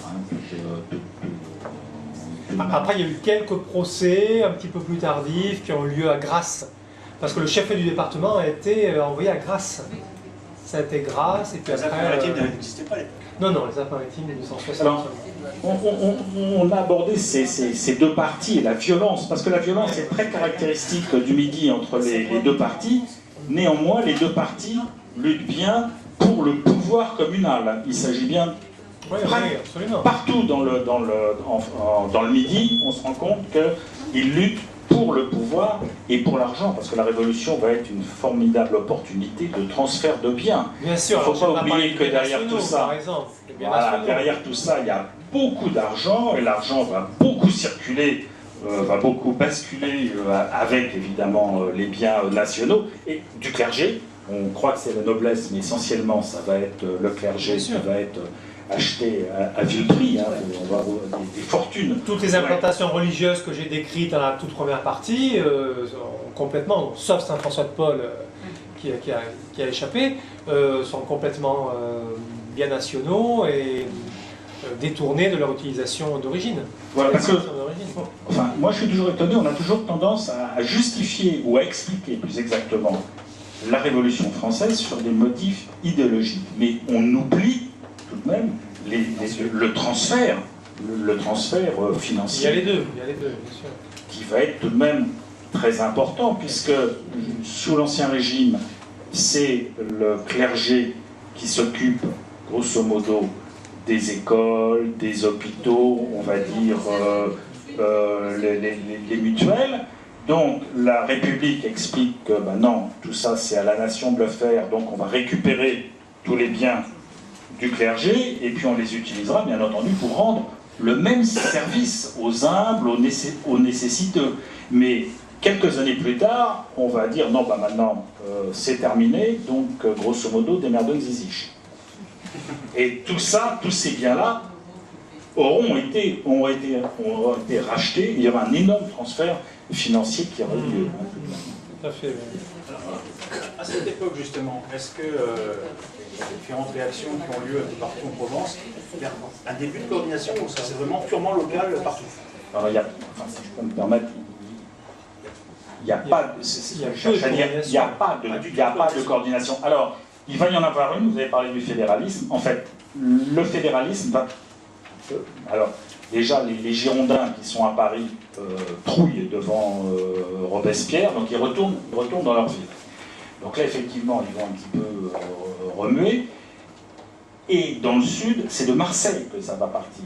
Mais là, donc, à Marseille, les sections girondines vont prendre le pas sur les Jacobins. Par contre, à Marseille, on oublie l'importance du rôle de Marseille dans la Révolution, la Marseillaise, souvenez-vous, hein, les Marseillais montent sur Paris, donc Marseille a l'image un petit peu de guide, de meneur. Il faut suivre les Marseillais. À partir du moment où les Marseillais passent dans le fédéralisme, c'est un exemple, je veux dire, sinon pour toute la France, au moins pour tout le Midi. Donc ils vont entraîner derrière eux de nombreuses villes, jusqu'à Avignon. Et à un moment donné, Avignon va passer dans le fédéralisme, et les Marseillais vont dire, bah, c'est pas compliqué, on va libérer Paris des Jacobins. Et de Marseille va monter une armée bien petite, parce qu'en fait les Girondins sont moins virulents que les Jacobins, donc l'armée tout de même des Marseillais qui monte de Marseille vers Paris est moins motivée, et grosso modo elle va arriver jusqu'à Avignon, où on va libérer Avignon qui est fédéraliste également. Par contre de Paris on va faire descendre une armée, et là Avignon va être vite repris, et ensuite on va commencer à reprendre Marseille. Il faut savoir que l'appel aux Anglais a commencé à Marseille tout de même. C'est à Marseille, donc dans l'ordre, Avignon va tomber, Marseille va tomber également, mais les Marseillais déjà voulaient faire appel aux coalisés. C'est important. C'est important. Ce qu'a dit Alain, c'est pas les Anglais. Ce sont les coalisés. À l'époque, la République a déclaré la guerre. À de nombreux pays. D'ailleurs, les Anglais sont les moins nombreux à tout. Ces pays, voilà, se sont coalisés, et à Marseille, ils envisagent de faire appel à eux. Mais Marseille va tomber assez rapidement. Les Marseillais, les fédéralistes marseillais vont se réfugier à Toulon, hein, de mémoire, ils vont se réfugier à Toulon, et là ils vont reprendre la même idée, c'est-à-dire faire appel aux coalisés. Voilà. Mais il n'y a pas de, pour revenir à votre question, il n'y a pas de coordination, alors que du côté patriote, il y a une coordination très efficace au travers des clubs des Jacobins. Il ne s'agit pas d'avoir un complot, mais c'est une organisation, il y a une sociabilité. Maurice Agulon, l'historien Maurice Agulon, marxiste, a mis en évidence cette sociabilité. Ils sont terriblement efficaces dans la diffusion des mots d'ordre, et pas seulement des mots d'ordre, et également des méthodes. Par exemple, en termes de méthode, dans le Midi, on se rend compte que pour faire régner la terreur, on a dit que la rue prenait le pas. Pour donner un exemple, on fait les promenades républicaines. Dans les promenades républicaines, on met les femmes de notables ou de royalistes, on les met sur des ânes, elles sont nues, et on les fouette. Et on les promène, à titre d'exemple, dans les villes de Provence. C'est en Provence qu'on fait ça. Hein.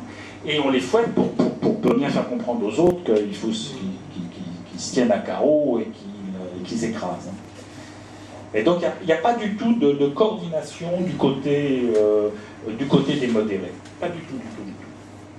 Alors que du côté des patriotes, elle va être très très efficace. Et puis, il y a autre chose aussi, au début, il y a une coordination au niveau des clubs, et il y a une autre coordination qu'on n'évoque pas en Provence, c'est la coordination qui se fait au travers de la communauté protestante. Alors là, on monte un petit peu plus dans le Midi, on monte dans les Cévennes, mais donc il y a tout de même les souvenirs des guerres de religion, et massivement, les protestants sont du côté de la révolution, je dirais, modérée. Ce qui va faire peur aux catholiques et ce qui va monter tout de même, évidemment il y a les réminiscences qui reviennent, ce qui va monter assez rapidement les deux communautés l'une contre l'autre, mais pas vraiment pour des raisons religieuses. Pourquoi? Parce que les protestants, qui sont essentiellement la bourgeoisie, voient l'occasion de profiter des biens nationaux et prendre le pouvoir localement, tout simplement. Et j'ai parlé d'Arles, on pourrait parler de Nîmes, où Nîmes, il va y avoir un énorme massacre, c'est le massacre des catholiques, des ouvriers catholiques, puisqu'à Nîmes, les bourgeois tiennent le pouvoir local, et ce sont les ouvriers qui sont catholiques, on les appelle les cébets. Les cébets, ce sont les mangeurs d'oignons, les cébets. Et il va y avoir 300 ouvriers catholiques qui vont être massacrés. Et les protestants, eux, ils ont des milices.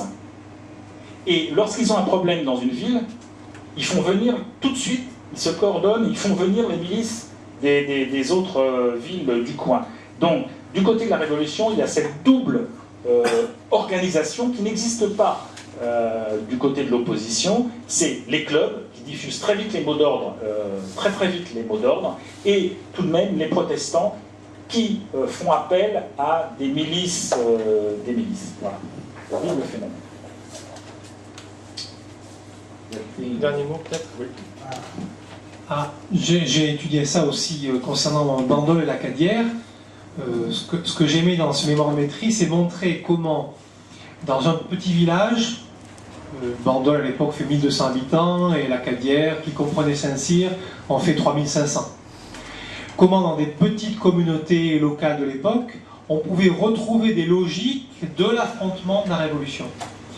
Et d'un point de vue administratif, c'est très intéressant de montrer toutes les structures, dont je n'en ai pas parlé ici parce que ce n'était pas mon sujet bien sûr, toutes les structures qui sont mises en place pour coordonner efficacement le succès de la Révolution. Exemple, à partir de 1792, l'été 92 à peu près, le conseil municipal de la Cadière se déclare en permanence en session. Et donc, tous les matins, à 8 h, les membres du conseil se réunissent jusqu'à midi, et ensuite de 13 h jusqu'à 17 ou 18 h. Alors, j'ai épluché les archives, il y a des milliers de pages où ils disent, voilà, tel jour, telle personne, etc. Mais ce qui se passe, c'est que du coup, tous les gens qui ont des travaux manuels à faire, ou qui sont boutiquiers, ils ne peuvent pas. Alors, ils sont absents une fois, ils sont absents 2 fois, ils sont absents 3 fois. Ensuite, ils sont exclus. Donc, du coup, quelque part, vous avez une concentration de l'élite municipale dans les mains de ceux qui peuvent se consacrer uniquement à la politique. Et alors, le plus amusant ensuite, c'est quand vous avez... La séance a été ouverte à 8 h le 3 septembre 1792, en présence de bidule, machin, truc, voilà. Et puis, 2 lignes plus bas, vous avez marqué... À midi, on s'est séparés sans avoir trouvé de quoi parler. Ça veut dire qu'ils sont restés 4 heures en plus sans rien dire. Mais disponible au cas où. Voilà, et ils recommencent l'après-midi, et puis le jour d'après, puis le jour d'après. Alors, je vous rassure quand même, l'année d'après, en 93, ils trouvent quand même de quoi faire. C'est les certificats de civisme. C'est-à-dire que là, à chaque citoyen, il faut décerner ou pas un certificat de civisme pour montrer que c'est un mort révolutionnaire. Et donc, alors on va discuter, alors malheureusement on n'a pas tous les débats qui ont été mis par écrit, évidemment, parce qu'on aurait des dizaines de milliers de pages, mais donc on sait parfois qu'on a discuté, est-ce que lui, il faut lui donner un certificat de civisme, ouais, mais enfin il y a son frère quand même qui a montré lors de la manifestation, et alors des fois ça tombe vraiment à la police de la pensée, c'est très impressionnant. Hein. Très impressionnant. Hein. Et alors, lors de Toulon, je ne vous dis pas. Ah, il y en a un, par exemple, j'ai plus les noms en tête parce que j'ai étudié ça il y a quand même plus de 15 ans, mais il y a donc un homme politique local de l'Acadière qui a sa femme, je me demande si c'est pas Brachetti, bon, qui a sa femme qui est allée retrouver sa sœur à Toulon, mais qui ne revient pas tout de suite. Donc le problème, c'est de savoir si elle a pactisé ou pas avec Toulon, qui est fédéraliste, et donc de savoir si on peut donner un certificat de civisme à quelqu'un dont la femme est allée à Toulon. Et je vous passe les détails. Tout à l'heure, je proposais à Alain de nous faire une conférence sur Augustin Cochin, donc un historien assez exceptionnel qui est mort donc au tout début de la guerre de 14, mais qui a fait des travaux donc sur le processus révolutionnaire et le rôle des comités. Et en fait, c'est vrai que la Révolution fait apparaître des nouvelles façons. Alors, donc, pour les gens qui sont à peu près de ma génération, c'est-à-dire 68 et juste après 68, je ne sais pas si vous vous souvenez, il y avait les grèves lycéennes et il y avait les comités. Je ne sais pas si vous vous souvenez des comités. Alors, dans les comités, il y avait les membres du comité. On ne sait pas comment fallait faire pour être membre du comité, mais il y avait les membres du comité. Et puis parmi ceux-là, il y avait les délégués. Alors, je ne sais pas comment ils faisaient pour être délégués. Et effectivement, en le disant, j'y ai pensé, ils siégeaient. Et pendant ce temps-là, la grève s'éternisait. Alors, les uns et les autres, donc on allait à droite et à gauche, on flirtait, on évitait les cours, mais il y a les gens, il y avait les délégués, les comités qui décidaient pour tout le monde entre eux, qui se réunissaient, de toute façon ils se réunissaient de façon quasiment permanente, hein, c'était quand même un peu la rigolade, et puis ils décidaient la prolongation de la grève. Alors, tout le monde obéissait au doigt et à l'œil. Ça, c'est un processus qui apparaît avec la Révolution, c'est vrai, avec la Révolution française, c'est ça. Et je ne pense pas qu'il y ait une arrière-pensée, un complot, des méthodes. Non, il doit y avoir Augustin Cochin met en évidence les phénomènes de groupe. C'est ça. Les phénomènes de groupe, les processus aussi qui s'enchaînent. Voilà, il y a les facteurs humains. Je crois aussi que c'est la force des mouvements révolutionnaires, c'est le quadrillage de la population. Oui. La violence, le quadrillage, puis on réussit mais là, par contre, là, il y a une arrière-pensée, il y a un plan, mais il y a des phénomènes naturels aussi, je ne veux pas dire de bordel et de... Il y a du suivisme aussi. Ouais.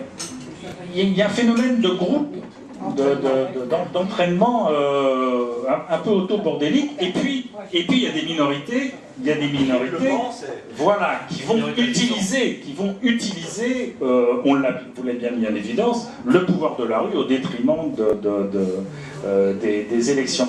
Alors, moi, juste une remarque, j'ai trouvé sur Internet des traces assez étonnantes de communautés, d'une petite communauté toulonnaise qui avait fui Toulon sur les bâtiments anglais, qui s'était retrouvée à Londres et qui, pendant de plusieurs générations, ont gardé des liens, ils sont devenus anglais, les Toulonnais ont gardé des liens entre eux. Donc j'ai trouvé ça assez étonnant, mais il y a ce phénomène donc, qui a tout de même existé. J'ai été étonné, et j'ai trouvé une deuxième chose sur Toulon, c'est qu'il existe, les Anglais ont fait un jeu vidéo sur la bataille de Toulon. Donc pour ceux qui sont intéressés, vous pouvez retrouver un jeu vidéo pas mal fait avec donc vous savez, on peut gagner ou perdre d'ailleurs, hein, Bonaparte peut perdre cette fois-ci, il peut perdre Toulon, mais ils ont fait ça aussi, hein, voilà. Et puis tout à l'heure j'ai oublié de parler, donc je voudrais donner la parole rapidement à Hervé Cuesta, qui nous fait donc, ce qui est un fidèle, un petit peu comme Amaury, qui nous fait, et d'autres, qui en plus maintenant prend des photos qu'on met dans nos comptes rendus, hein, puisque j'espère que tous vous nous avez donné vos mails pour récupérer. Voilà, et ça va sur YouTube. La conférence de M. Gourinard, elle est sur YouTube. Ah, je l'ai pas vu. Ben, je vous enverrai le lien. Ah oui, il faut ça, voilà. Et donc vous vouliez nous présenter, donc, voilà. c'est un ami qui vit en Uruguay, et ça tombe bien avec la conférence du mois dernier sur le communautarisme et ce qu'allait faire le catholicisme face à la religion, vous voyez ce que je veux dire. Et ça s'appelle donc les déclarations sur les droits de l'homme, quelques observations sur les déclarations universelles et islamiques et leur application. C'est un petit essai qu'il a fait, il m'envoie ça, vous le lirez, vous le passez entre vous, et puis si ça vous intéresse, je vous donnerai son adresse email. C'est un Français qui vit en Uruguay. Et il vient une fois par an à Aix-en-Provence. Cette année, il viendra toujours. C'est très intéressant. Il avait fait un livre aussi il y a 2 ou 3 ans, où ça parlait encore du fléau islamique, de l'islamisation de la France. C'est d'actualité. Voilà, donc ceux que ça intéresse peuvent, voilà, je vous laisse Hervé le diffuser. Je vous rappelle que M. l'abbé Loiseau nous fera donc une causerie à la rentrée sur l'islam. Donc nous aurons donc une causerie sur l'islam. Nous aurons également une causerie sur les protestants en Provence sous l'Ancien Régime. Donc on va essayer de s'étendre, parce que bon, à parler catholique c'est bien, mais il y a des protestants. Donc nous aurons également un ami marseillais qui est protestant, hein, qui viendra j'ose pas dire plaider la cause, mais enfin je le connais, il défendra son côté. C'est bien le milieu protestant de Provence et de... Bien, je sais pas, mais en tout cas, il est farouchement protestant. J'annonce qu'il y aura une conférence aussi le 16 décembre, qui est organisée par la paroisse, les amis du Graal, et qui aura lieu sur Martin Luther, et ça sera le pasteur Joly contre l'abbé Godanoine. L'abbé Godanoine, donc ça va être passionnant. Et, ça sera où, monsieur l'abbé? Et donc ça sera à côté de Saint-Lutis, dans la salle qui s'appelle Bartolasso. Alors, c'est juste une salle à côté de Saint-Lutis, qui est un petit peu plus bas, donc qui se trouve qui est une salle de la mairie. Et la salle Méditerranée étant prise, c'est très facile d'accès, ça se trouve juste à la Rhône. Et le thème, monsieur l'abbé, vous pouvez nous préciser? Alors ça sera la transgression de Luther. Et donc ça sera sur Luther lui-même. Le pasteur Joly étant un pasteur qui est déjà venu pour un débat, pour ceux qui sont venus, il était déjà venu, il est très cultivé et il aime beaucoup discuter avec les catholiques. Hein, donc très cultivé, mais il défend quand même un luthéranisme traditionnel. Et donc l'abbé Godanoine que vous connaissez, il y aura le pasteur Sarkissian qui est l'un de mes amis qui aussi fera participer les gens, et moi on sera 4 en fin de compte à mener un peu le débat. Comme c'est l'année. Ça sera quand? À quelle époque? Vendredi 16 décembre, 20h, ce sera à 20h. Donc dans cette fameuse salle, on va le mettre sur internet dès demain et les affiches seront distribuées dans les paroisses et les paroisses. Est-ce que vous avez des grandes box? Oui. Alors les deux ont suffisamment de rondeur. Oui. Mais ils sont, enfin, je ne connais pas le pasteur, mais l'abbé Godanoine est venu intervenir. Il est brillant. Donc il s'occupe du centre Saint-Paul sur Paris. Je pense qu'il est directeur de Mondévy, du journal Mondévy. Il est très cultivé, très intéressant. Donc avant ce débat, nous aurons eu donc une causerie sur les protestants en Provence sous l'Ancien Régime. Monsieur l'abbé nous fera une conférence sur l'islam. C'est le 16 juin, moi j'ai dit, c'est le 16 juin, pas 16 décembre. Oui, 16 juin. Ça change C'est pas pourquoi je parlais de décembre. C'est le 16 juin, c'est dans 15 jours. Il faut décaler. 16 juin. 16 juin, il y aura en présence de Monseigneur Ray. Ah oui. Présence de Monseigneur Ray, donc ça va être un truc chaud. D'accord. Ah oui, c'est important, 16 juin, d'accord. 16 juin, je sais pas pourquoi j'ai dit décembre. Ah oui. Non mais après on s'étonne que les protestants marquent des points, évidemment. Enfin bon. Donc, vous ferez une conférence. Alors je reprends, parce qu'on s'en mêle dans les dates.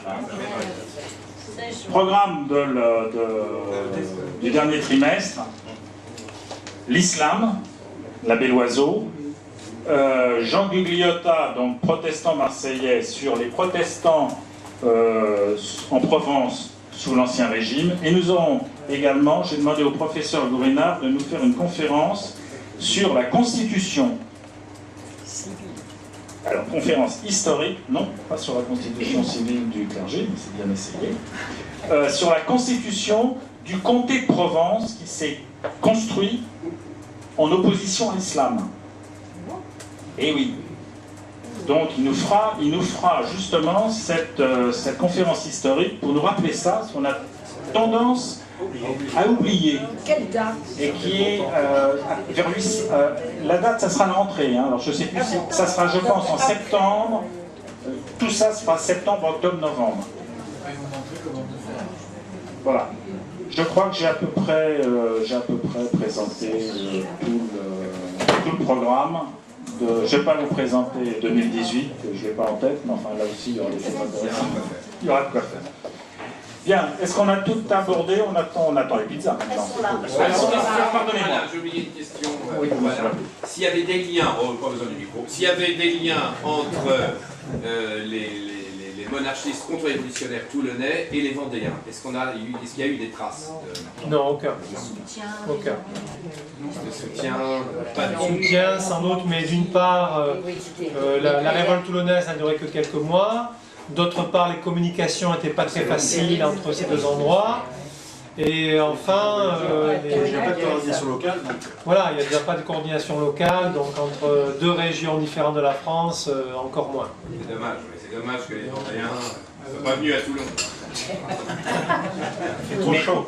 Mais même dans le midi de la France, même dans le midi, il n'y avait pas de coordination, à part entre Marseille et Toulon. Il faut savoir qu'il y a eu d'autres révoltes importante dans le Forez en particulier, hein, puisqu'il y a une armée catholique du Midi dans le Forez qui a pris aussi une région, mais ce n'était pas en même temps et ce n'était pas organisé.